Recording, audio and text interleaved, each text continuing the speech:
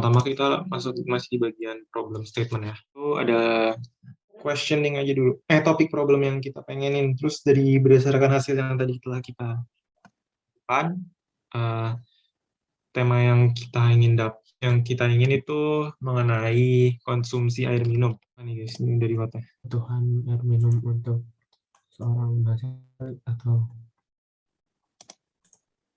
Coba langsung tulis aja deh, nanti biar bisa lihat bareng-bareng. Air minum yang ideal untuk seseorang atau individu ya. Why? Kita bisa ngomong kayak kebutuhan air minum itu merupakan hal yang esensial bagi setiap makhluk hidup. kita nggak mau ngebatasin ruang lingkupnya gitu. Berarti ini secara Gimana? umum ya, bukan dalam kampus atau mau gimana? Mau dibatasin. Maksudnya kalau nanti nggak dibatasin kan nyari stakeholder buat bukunya itu susah. Misal kampus gitu kan kita bisa ambil Why-nya dengan yang ini atau yang atasnya? dengan yang kedua sih. Tapi Yang kedua berarti ya? Aspek apa yang ingin di-develop solusinya? berarti nanti targetnya dibuat ada target minor, ada target mayor gitu. Minornya yang tadi kamu sebutin, terus mayornya yang peningkatan konsumsi air minum, air minum seluruh mahasiswa ITB. ST. Bisa nggak? Boleh. Bisa. Tapi ini tuh bakal beda-beda setahu gue deh. Setahu gue Oh iya, ada orang iya. minumnya tuh ada 2 liter, ada juga yang lebih dikit atau lebih banyak. Itu tergantung sama berat badan sama apa namanya tinggi setahu gue. Oke. Tunggu yang bagian Dava sama Sadam PPT-nya sama atau gimana? Soalnya tuh kemarin gue sama Dava jadinya bikinnya kalau misalkan nggak pakai dispenser gitu, login sama yang register. Habis itu apalagi tadi yang kedua ada ini kan apa yang menghitung apa rekomendasi itunya airnya, rekomendasi air level air itu kan berarti juga udah kan bisa kan itu kayak Itu pakai fungsi yang kirim waktu nah ya. Nah itu pakai itu. Nah habis itu sama yang terakhir itu tuh berarti ngitung air yang udah diminum, kayak pas lagi dipencet berarti nambah gitu kan. Ngitung Juga. air kan ada bagian edit gitu. Nah di bagian edit tuh kita bisa nginput air minum yang kita bawa gitu. Ya itu juga kayaknya sih nggak terlalu susah ya. Kalau misalkan yang dimasukin ke PPT itu jadinya apa aja? Kalau yang di PPT berarti totalnya kalau sesuai interface-nya ada slide pertama yang harus register atau login. Kedua, kalau misalnya register, slide-nya minta username doang. Username, masa, sama umur. Kalau nggak salah kelompoknya si Bangkit mah itu sih apa pakai Arduino online gitu, jadi nggak bikin langsung, jadi cuma prototipe di online doang. Oh, oke. Assalamualaikum warahmatullahi wabarakatuh. Perkenalkan, kami dari kelompok 1 akan mempresentasikan mengenai ketiga PPT yang telah kita buat. Pertama-tama, kita akan membahas Engineering Design Project. Di sini kita akan membahas 5 topik, yaitu ada 5W, ada what, why, who, where, how, dan when. Pertama-tama ada what. Topik utama yang akan kita bahas itu kita bagi berdasarkan apa yang kita bahas, yaitu kebutuhan air minum yang ideal untuk mahasiswa ITB. Nah, jadi itu berdasarkan aktivitas mahasiswa ITB, kebutuhan air itu akan meningkat menjadi 2,5 liter pada orang dewasa, sedangkan untuk fisik sedang 3,2 liter. Nah, sementara orang dewasa itu fisiknya lebih tinggi dibandingkan yang tinggal di lingkungan panas yang membutuhkan 6 liter. Nah, terus itu untuk perempuan itu memerlukan minum untuk sebanyak 5-16 gelas cairan per hari, sementara laki-laki perlu 6-8 gelas per hari. Selanjutnya kami akan membahas topik why. Mengapa kami memilih topik ini? Mengapa kami memilih topik mengenai hidrasi mahasiswa ITB? Karena hidrasi yang baik itu dibutuhkan untuk dapat mengikuti kegiatan pembelajaran dalam kampus secara optimal. Meskipun begitu, sebagian besar mahasiswa tidak menyadari bahwa mereka itu memiliki kekurangan cairan. Oleh karena itu, kami memilih topik ini. Dari hasil penelitian yang dilakukan di Indonesia oleh the Indonesian Regional Hydration Study atau disingkat menjadi THIRST, Tahun 2018 yang mendapatkan hasil bahwa sekelompok responden mengalami dehidrasi ringan lebih banyak terjadi pada kelompok usia remaja, yaitu sekitar 49,5%, sementara kelompok dewasa sebesar 42,5%.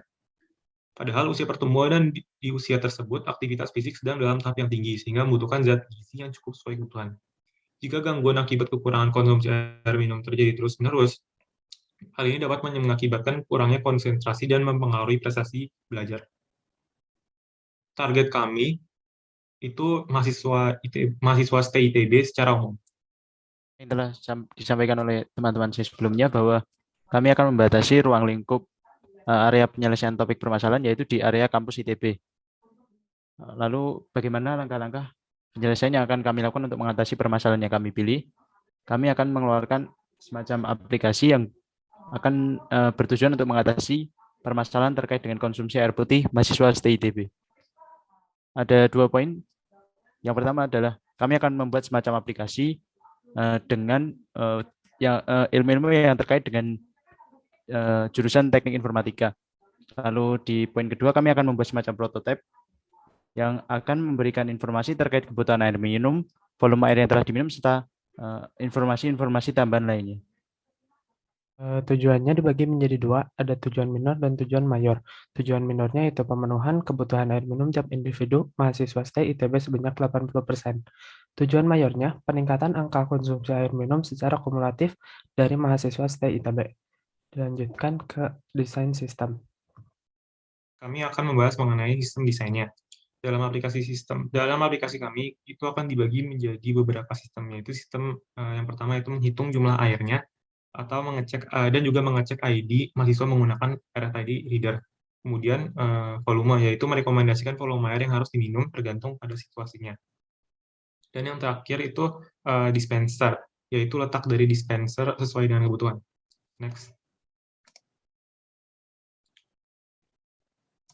Penerapan kami itu dibagi menjadi 2 bagian, yaitu pada bagian sistem database dan juga yang kedua itu pada sistem UI-nya atau user interface-nya. Pada database kami akan menggunakan database dengan tipe CSV atau comma separated value, dan untuk UI-nya kami menggunakan modul Tkinter pada Python.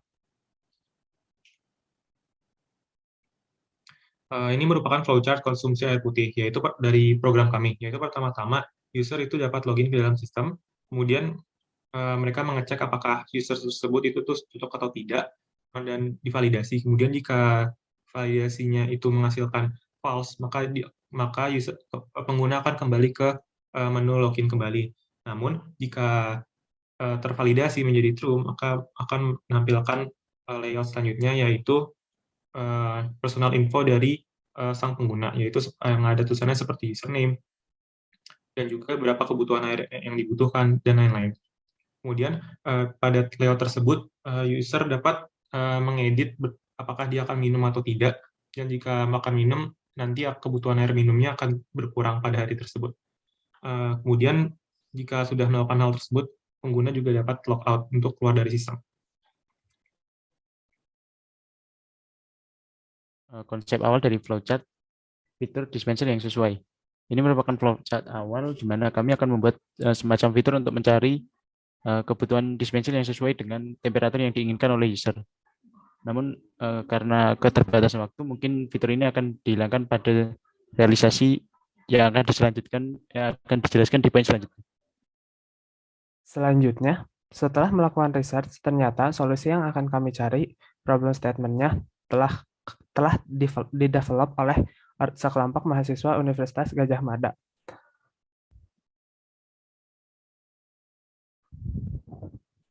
Namun, alat yang mereka develop belum bisa menyimpan data jumlah konsumsi air minum dan membedakan pengguna yang mengonsumsi air minum tersebut. Maka dari itu terdapat perbedaan solusi di antara kelompok kami dan kelompok mahasiswa Universitas Gadjah Mada.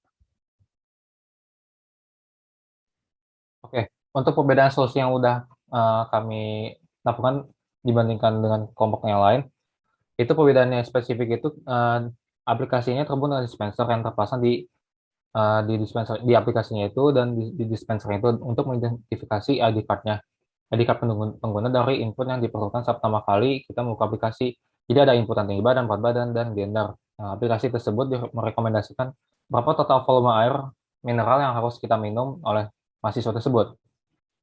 Terus untuk rekomendasi volume air mineral yang harus diminum itu, aplikasi akan setelah itu aplikasi akan merekomendasikan lokasi dispenser yang sesuai dengan kebutuhan. Artinya aplikasi ini dapat merekomendasikan berapa total volume air yang harus kita minum, dan mahasiswa tersebut juga dapat membawa minum sendiri dari luar lingkungan ITB, maka dapat menginput volume air mineral yang dibawa.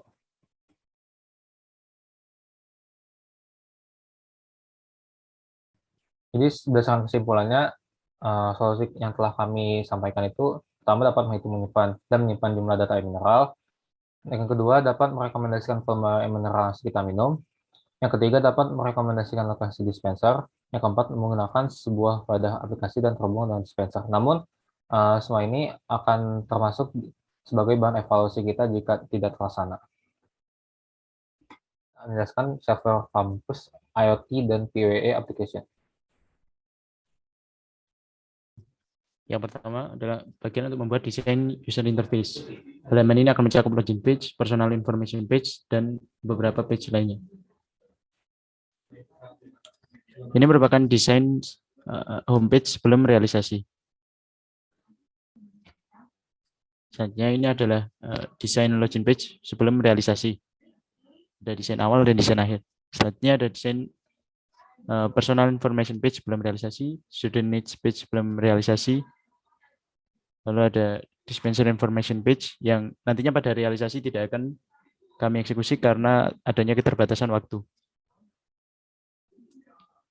Sama seperti page sebelumnya, halaman ini juga tidak akan kami eksekusi di bagian realisasi. Kami akan menampilkan aplikasi tracker. Berikut ada berupa screenshot-nya.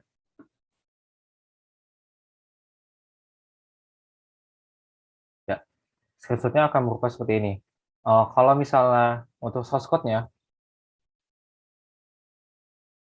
ya mungkin akan lebih lengkap lagi kalau misalnya kita jelaskan langsung ke source code-nya, yaitu pertama-tama kita menggunakan user interface, yaitu tkinter dengan bahasa Python. Bagusnya kita tampilkan dulu. Jadi di sini berupa halaman welcome. Welcome itu halaman awal yang akan ditampilkan saat kita membuka aplikasi tersebut. Di sini kita ada opsi register dan login. Jadi pertama-tama kalau misalnya kita udah punya akun, kita langsung login aja. Kalau misalnya belum punya, kita harus register dulu. Kalau misalnya kita udah punya akun, namanya ini tuh halaman selanjutnya berarti kalau login. Login itu di sini ada fungsi dev login.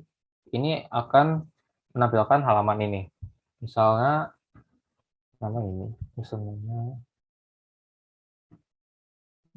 Nah, kalau misalnya memang datanya ada di si CSV-nya ini, maka loginnya akan berhasil. Kalau loginnya sudah berhasil, dia akan menampilkan fungsi personal info. Fungsi personal info ini itu akan menampilkan nama kita, terus berapa volume mineral yang telah kita minum, dan berapa volume yang harus kita minum atau yang harus kita butuhkan. Nah, terus itu kalau misalnya kita telah minum, misalnya kita telah minum 1000 ml, kita tulis saja, save.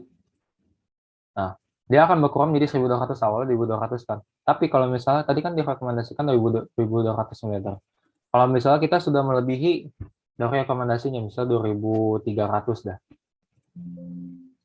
Nah, maka data yang ditampilkan, rekomendasinya itu sudah lebih dari cukup, karena sudah melebihi maksimum volume minum kita, yaitu 3300. Nah, di sini ada opsi edit dan logout. Tadi edit sudah dijelaskan, kalau misalnya logout, dia akan kembali ke fungsi welcome ke awalnya.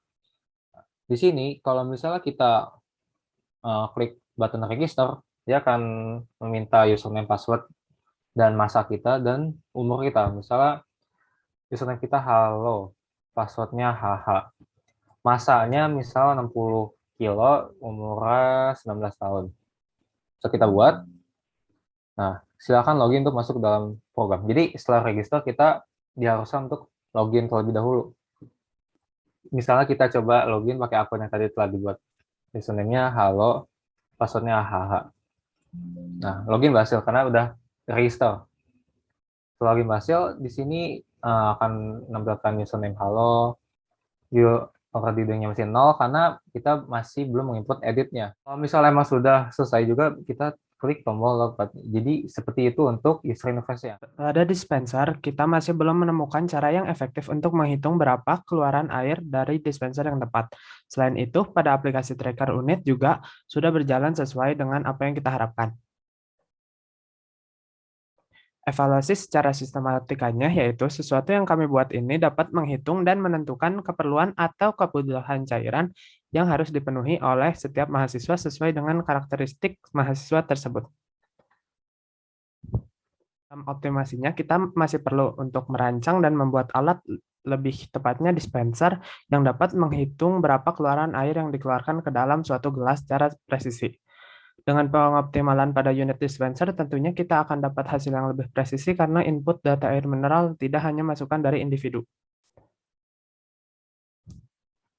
Pengoptimalan selanjutnya, kita juga harus melakukan optimasi pada aplikasi tracker, yaitu untuk menyambungkan reminder mahasiswa sehingga ada reminder minum setiap jamnya. Jika kita berhasil, maka setiap 2 jam sekali individu akan diingatkan untuk minum.